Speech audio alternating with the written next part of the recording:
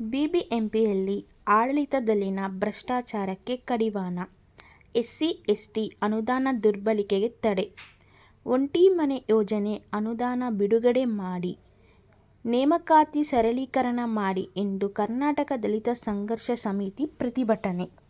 ಈ ಕಾರ್ಯಕ್ರಮದಲ್ಲಿ ರಾಜ್ಯಾಧ್ಯಕ್ಷರು, ಜಿಲ್ಲಾಧ್ಯಕ್ಷರು ಮತ್ತು ಸಂಘದ ಕಾರ್ಯಕರ್ತರು ಪಾಲ್ಗೊಂಡಿದ್ದರು.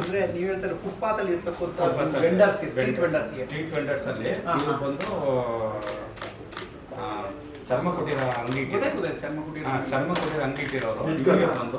ವೆರಿಫಿಕೇಶನ್ ಮಾಡಿ ಸರ್.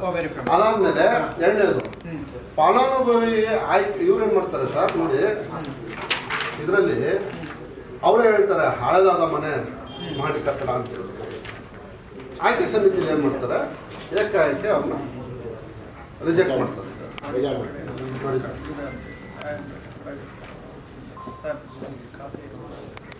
ಆಯ್ತು ಸರ್, ಇದರಲ್ಲಿ ಏನು ಮಾಡ್ತಾರೆ, ಆಯ್ಕೆ ಸಮಿತಿಯಲ್ಲಿ ಈಗಾಗಲೇ ಮಾಡಿರೋದ್ರಿಂದ ಅರ್ಜಿನ ತಿರಸ್ಕರಿಸ್ತಾರೆ. ಎರಡೂ ಅವರೇ ಮಾಡಿದ್ದು. ಫಲಾನುಭವಿಗಳಿಗೆ 4 ವರ್ಷದಿಂದ ಅನುದಾನಗಳ ಹಂಚಿಕೆ ಮಾಡಿಲ್ಲ. ಹಂಚಿಕೆ ಮಾಡಿ ಅಂದರೆ ಈ ರೀತಿ ಮಾಡ್ತಾರೆ. ಈ ರೀತಿ ನನಗೆ ಕಾಣಿಸ್ದಂಗೆ ಒಂದು ಕೇಸು ಪಾಪ ಫಲಾನುಭವಿಗಳಿಗೆ ಎಷ್ಟು ಜನಕ್ಕೆ ಅನ್ಯಾಯ ಆಗಿರುತ್ತೆ. ಸುರಾಳ್ಕರ್ ಸರ್ ಬರ್ತದೆ, ಸುರಾಳ್ಕರ್ ಸರ್ ಅವ್ರಿಗೆ ಮತ್ತೆ DC ಗೆ ಕೊಡಿಸ್ತೀವಿ ಅಂತ ಹೇಳಿದ್ರು ಪೊಲೀಸ್ನವರು. ನಾವು ಬೇಡ ಅಂತ ಹೇಳಿದ್ವಿ. ಆವಾಗಿದ್ದ ತಕ್ಷಣ ನಾವು ಒಪ್ಕೊಂಡ್ವಿ. ತಮ್ಮಂತ ನಿಷ್ಠಾವಂತ ಅಧಿಕಾರಿಗಳು ನಮ್ಮ ಬಿಬಿಎಂಪಿಗೆ ತುಂಬ ಕಮ್ಮಿ ಸರ್. ನಿಮ್ಮನ್ನು ನೋಡಿದ್ಮೇಲೆ ನಾವು ಅವತ್ತೇ ಹೇಳಿದೆ ಸರ್, ನಿಮ್ಮನ್ನು ನೋಡಿದ್ರೆ ರಂಜಿತ್ ಸರ್ ನೋಡ್ದಂಗೆ ಆಯ್ತು ಸರ್. ನಮಗೆ ಅವರು ಅಷ್ಟು ಕೆಲಸ ಮಾಡ್ಕೊಟ್ಟಿದ್ದಾರೆ. ದಯವಿಟ್ಟು ಅದನ್ನ ವೆರಿಫೈ ಮಾಡಿ ಒಂದು ನಿಮ್ಮ ಹಂತದಲ್ಲಿ ಏನಾದ್ರು ವೆರಿಫಿಕೇಶನ್ ಮಾಡಿ ಸರ್. ಈಗ ಲೆಟರ್ ಹಾಕ್ತೀನಿ ಎಲ್ಲ. ಸುಧಾಕರ್ ಅವ್ರು ಎಷ್ಟು ಭ್ರಷ್ಟಾಚಾರ ಮಾಡಿದ್ದಾರೆ ಅಂತ ನನ್ನ ಬಾಯಲ್ಲಿ ಹೇಳ್ಬಿಟ್ಟು. ಇಂದಿರಾ ಗಾಂಧಿಂದು 9 ಕೋಟಿ ಸ್ಯಾಂಕ್ಷನ್ ಮಾಡಿದ್ದಾರೆ ಸರ್. ಅದ್ರಲ್ಲಿ ಆಲ್ರೆಡಿ ಅವ್ರು ಪೇಮೆಂಟ್ ಮಾಡಿರೋದಕ್ಕೆ ಇವ್ರು ತಿರ್ಗಾ ಸ್ಯಾಂಕ್ಷನ್ ಮಾಡಿಸಿದ್ದಾರೆ.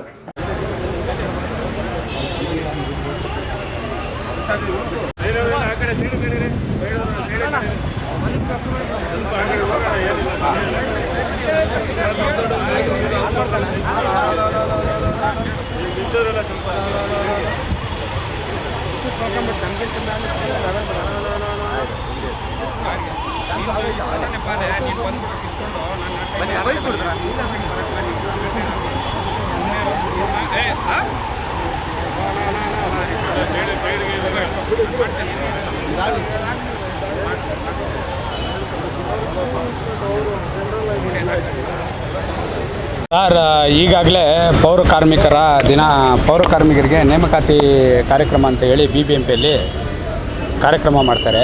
ಅದರಲ್ಲಿ 1 ಕೋಟಿ ರೂಪಾಯಿ ಸರ್ಕಾರದಿಂದ ಅನುದಾನ ಬಿಡುಗಡೆ ಆಗುತ್ತೆ. ಅದು 2 ಕೋಟಿ 60 ಲಕ್ಷ ರೂಪಾಯಿ, 3 ಕೋಟಿ 60 ಲಕ್ಷ ರೂಪಾಯಿ ಬಿಡುಗಡೆ ಆಗಿ ಅದರಲ್ಲಿ 2.25 ಕೋಟಿನ ಗುಲುಮ್ ಮಾಡ್ತಾರೆ. ಇದು ವಿರುದ್ಧವಾಗಿ ನಾವು ಗವರ್ನರ್ಗೆಲ್ಲ ಮನವಿ ಕೊಟ್ಟಿದ್ವಿ, ಹೋರಾಟವನ್ನು ಮುಂದುವರಿಸಿದ್ವಿ. ಅದ್ರ ಸಲುವಾಗಿ ಇವರು ರಾಜ್ಯಪಾಲರು ಮತ್ತು ಇವರಿಗೆ ಕಳಿಸಿದ್ದಾರೆ, ಯಾರಿಗೆ ಆಯುಕ್ತರಿಗೆ ಕಳಿಸೋರೆ. ಆಯುಕ್ತರು ಇಲ್ಲಿ ತನಕ ಯಾವುದೇ ಕ್ರಮ ವಹಿಸಿಲ್ಲ. ಈ ಒಂಟಿ ಮನೆ ಮತ್ತು ಈ ಪೌರ ಕಾರ್ಮಿಕರದು ನಮ್ಮ ಫುಟ್ಪಾತಲ್ಲಿ ಚಪ್ಪಲಿ ಅಂಗಡಿ ಹಾಕಿರೋರಿಗೆ ಈಗಾಗಲೇ ತೆರವುಗೊಳಿಸ್ತಾ ಇದ್ದಾರೆ. ಅವ್ರಿಗೆ ಎಲ್ಲಾದರೂ ಒಂದು ಕಡೆ ಸ್ಥಳನ ಪರಿಶೀಲನೆ ಮಾಡಿ ಅವ್ರಿಗೆ ಕೊಡಬೇಕು. ಯಾವುದೇ ರೀತಿಯಲ್ಲಿ ತೊಂದರೆ ಇರಬಾರ್ದು. ಹೊಟ್ಟೆಪಾಡು ಮಾಡೋ ಜಾಗದಲ್ಲಿ ಹೊಟ್ಟೆ ಮೇಲೆ ಮಣ್ಣು ಹಾಕೋದು ಒಳ್ಳೆಯದಲ್ಲ ಅಂತ ಹೇಳಿ ಸರ್ಕಾರಕ್ಕೆ ಸೂಚನೆ ಕೊಡಬೇಕು. ಅದೇ ಜೊತೆಯಲ್ಲಿ ಆಯುಕ್ತರು ಯಾವತ್ತೂ ಇರಲ್ಲ, ಇಲ್ಲಿ ಆಯುಕ್ತರು ಇರಬೇಕಂತ ಹೇಳಿ ನಮ್ಮ ಸಂಘಟನೆ ವತಿಯಿಂದ ಇವತ್ತು ಒತ್ತಡ ನಾವು ಮಾಡಿದ್ದೀವಿ. ಯಾವಾಗ ಬಂದ್ರೂ PS ಅವ್ರ ಕೈನಲ್ಲಿ ಏನೇ ಅಂಶ ಮಾಡಿಕೊಂಡು ಯಾರೋ ಒಂದು ಅಧಿಕಾರಿ ಮೇಲೆ ಕಂಪ್ಲೇಂಟ್ ಕೊಟ್ಟರೆ ಅವ್ರಿಗೆ ಸಂಬಂಧಪಟ್ಟಂಗೆ ಅವ್ರಿಗೊಂದು ಫೋನ್ ಮಾಡಿ ಮೇಡಮ್, ಅವ್ರಿಗೆ ಹೇಳಿ ಈ ಥರ ಕ್ರಮ ವಹಿಸ್ತಾ ಇಲ್ಲ ಅವರು ಅಂತ ಹೇಳಿದ್ರೂ ಇವ್ರು ಕ್ರಮ ವಹಿಸ್ತಾ ಇಲ್ಲ. ಭ್ರಷ್ಟಾಚಾರ ತಾಂಡವಾಡ್ತಾ ಇದೆ ಬಿಬಿಎಂಪಿಯಲ್ಲಿ. ಆ ಭ್ರಷ್ಟಾಚಾರದಲ್ಲಿ ಸುಮಾರು ಅಧಿಕಾರಿಗಳು ಶಾಮೀಲಾಗಿದ್ದಾರೆ. ಲೋಕಾಯುಕ್ತಲ್ಲಿ ಟ್ರಾಪ್ ಆಗೋ ಅಧಿಕಾರಿಗಳು ಇದ್ದಾರೆ. ಮಾತ್ರೆ ಇಲಾಖೆಗೆ ಹೋಗಿರೋರು ತಿರ್ಗಾ ಬಂದು ಇದರಲ್ಲಿ ಬಿಬಿಎಂಪಿಯಲ್ಲಿ ಇದ್ಕೊಂಡು ಭ್ರಷ್ಟಾಚಾರ ಮಾಡ್ತಾ ಇದ್ದಾರೆ. ಅದು ವಿರುದ್ಧವಾಗಿ ಎಲ್ಲ ಮನವಿ ಕೊಟ್ಟಿದ್ದೀವಿ, ಸಾಹೇಬರಿಗೆ ತಿಳಿಸಿದ್ದೀವಿ, ಕ್ರಮ ವಹಿಸ್ತೀನಿ ಅಂತ ಹೇಳಿದ್ದಾರೆ. ಅದನ್ನು ಹೋರಾಟವನ್ನು ಮುಂದುವರಿಸ್ತೀವಿ. ಸರ್, ಈ ಕ್ರಮ ತಗೊಂಡಿಲ್ಲ ಅಂತ ಹೇಳಿದ್ರೆ ನಾವು ಫ್ರೀಡಮ್ ಪಾರ್ಕಲ್ಲಿ ಅರೆಬೆತ್ತಲೆ ಹೋರಾಟ ಮಾಡೋಣ ಅಂತ ಇದ್ದೀವಿ. ಹೈಕೋರ್ಟಲ್ಲಿ ಒಂದು ಡೈರೆಕ್ಷನ್ ತಗೊಳ್ಳೋಣ ಅಂತ ಇದ್ದೀವಿ. ಇದೇ ಬಿಬಿಎಂಪಿಯಲ್ಲಿ ಮುಂದೆ ಕಾರ್ಯಕ್ರಮವನ್ನು ಹಮ್ಮಿಕೊಂಡು ತಮಟೆ ಚಳುವಳಿ ಪ್ರತಿಭಟನೆ ಮತ್ತು ಅರೆಬೆತ್ತಲೆ ಹೋರಾಟ ಮಾಡೋಣ ಅಂತ ಹೇಳಿ ತೀರ್ಮಾನ ಮಾಡಿದ್ದೀವಿ. ಕ್ರಮ ಏನಾದರೂ ವಹಿಸಿಲ್ಲ ಅಂತ ಹೇಳಿದ್ರೆ ಇಡೀ ಹೈಕೋರ್ಟ್ ಏನು ಆರ್ಡರ್ ಕೊಟ್ಟೈತಂತೆ, ನೀವು ಯಾವುದೇ ಕಾರಣಕ್ಕೂ ಇಲ್ಲಿ ಬಂದು ಪ್ರತಿಭಟನೆ ಮಗದೊಂದು ಮಾಡಬಾರ್ದು ಅಂತೇಳಿ. ಆದ್ದರಿಂದ ಪೊಲೀಸವರು ನೀವು ಮಾಡಬೇಡ್ರಿ, ಮಾಡಿದ್ರೆ ಅರೆಸ್ಟ್ ಮಾಡ್ತೀನಿ ಅಂತೇಳಿ ನಮ್ಮ ಕಾರ್ಯಕರ್ತರಿಗೆಲ್ಲ ಹೇಳವ್ರೆ. ಆದ ಕಾರಣದಿಂದ ನಾವು ಹೈಕೋರ್ಟಿಂದ ಡೈರೆಕ್ಷನ್ ತಗೊಳ್ತೀವಿ. ತಗೊಂಡು ನಾವು ಮುಂದೆ ಕಾರ್ಯಕ್ರಮವನ್ನು ಮುಂದುವರಿಸ್ತೀವಿ. ಯಾವುದೇ ಕಾರಣಕ್ಕೂ ಈ ಹೋರಾಟನ ಹಿಂದೆ ಜರಿಯೋದಕ್ಕೆ ಸಾಧ್ಯನೇ ಇಲ್ಲ. ಪ್ರಸಾದ್ ಅವರೇ, ಇವತ್ತು ಬೃಹತ್ ಮಟ್ಟದ ಪ್ರತಿಭಟನೆ ಹಮ್ಮಿಕೊಂಡಿದ್ದೀರಾ, ಇವತ್ತೇನು ಉದ್ದೇಶ? ಇವತ್ತು ಬೃಹತ್ ಬೆಂಗಳೂರು ಮಹಾನಗರ ಪಾಲಿಕೆಯಲ್ಲಿ ನಡೀತಾ ಇರೋಂಥ ಭ್ರಷ್ಟಾಚಾರನ ಎತ್ತಿಡಿದು ಇವತ್ತು ಏನಿದೆ ನಮ್ಮ ಆಯುಕ್ತರಿಗೆ ಮನವಿ ಕೊಡೋಣ ಅಂತ ಬಂದ್ವಿ. ಆದರೆ ಇಲ್ಲಿ ಆಯುಕ್ತರು ಅವ್ರ ಕಚೇರಿಯಲ್ಲಿ ಹಾಜರೇ ಇರೋದಿಲ್ಲ. ಯಾಕಂದರೆ ಇಲ್ಲಿ ಮೇಲ್ನೋಟಿಗೆ ಕಾಣಿಸ್ತಾ ಇದೆ. ಹಾಗಾಗಿ ವಿಶೇಷ ಆಯುಕ್ತರು ಆಡಳಿತವರು ಸಿಕ್ಕಿದ್ರು. ಪಾಪ ಅವರು ಒಳ್ಳೆಯ ಅಧಿಕಾರಿ ಇದ್ದಾರೆ. ಆ ಅಧಿಕಾರಿ ಇರೋದ್ರಿಂದ ಅವ್ರ ಹತ್ರ ನಾವೆಲ್ಲ ನಮ್ಮ ಮನವಿನ ಹೇಳ್ಕೊಂಡ್ವಿ. ನಮ್ಮ ಮನವಿಗಳನ್ನ ನಾವು ಹೇಳ್ಕೊಂಡ್ವಿ. 4 ವರ್ಷದಿಂದ ಕಲ್ಯಾಣ ಕಾರ್ಯಕ್ರಮ ನಡೀತಾ ಇಲ್ಲ. ಮತ್ತು ಕಲ್ಯಾಣ ಕಾರ್ಯಕ್ರಮ ನಡಿಬೇಕು ಅಂತೇಳಿ ಅರ್ಜಿಗಳು ಕೊಟ್ಟಾಗ ಅದನ್ನು ನಡೆಸ್ತೀವಿ ಅಂತೇಳಿ ಫಲಾನುಭವಿನ ಆಯ್ಕೆ ಮಾಡಬೇಕಾಗಿದ್ದರೂ ಸಹ ಅದನ್ನು ಏಕಾಏಕಿ ರಿಜೆಕ್ಟ್ ಮಾಡ್ತಾರೆ.